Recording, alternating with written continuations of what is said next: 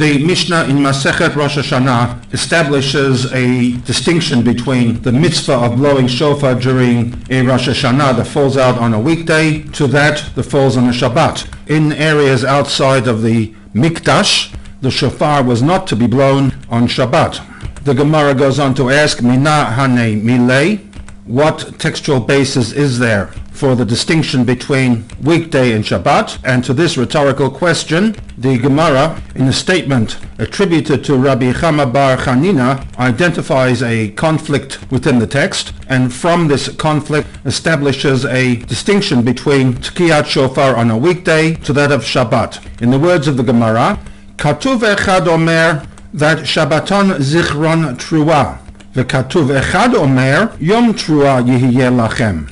The Yom Trua understood to mean a day of blowing the shofar, whereas Zichron Trua, a mere remembrance or mentioning, implies that it is a day in which the shofar is not blown. In its stead, we are to recite psukim regarding Tkiyat Shofar. Lo kashya, says the Gemara. There is no conflict, because kan b'yontav shechal lihiyot b'Shabbat. The Zichron Trua, where we recite pasukim relating to the Trua, applies to a Rosh Hashanah that falls on Shabbat.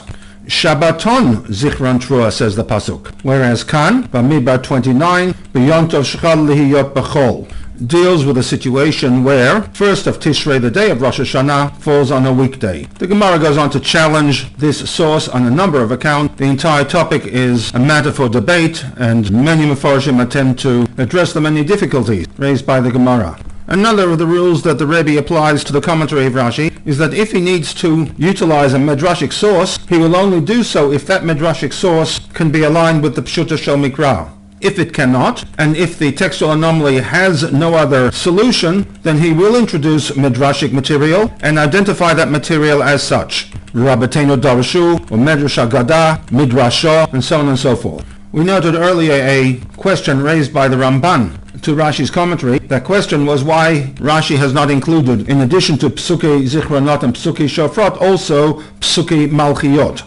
Footnote 22 asks that if, on the assumption, Rashi's commentary to the words Zichron Trua attempts to forewarn the conflict between Vayikra 23 and Bamidbar 29 by suggesting that Vayikra 23 deals with Pasuki Zichronot or Pasuki Shofrot, whereas Bamidbar 29 would deal with Pasuki Malchiot, why is it, then, that Rashi does not adopt the response provided by the Gemara that Vayikra 23 relates to a Rosh Hashanah that falls on a Shabbat, as the pasuk states Shabbaton Zichron Trua, in which the shofar is not blown, whereas Bamidbar 29 deals with a Rosh Hashanah that falls on a weekday.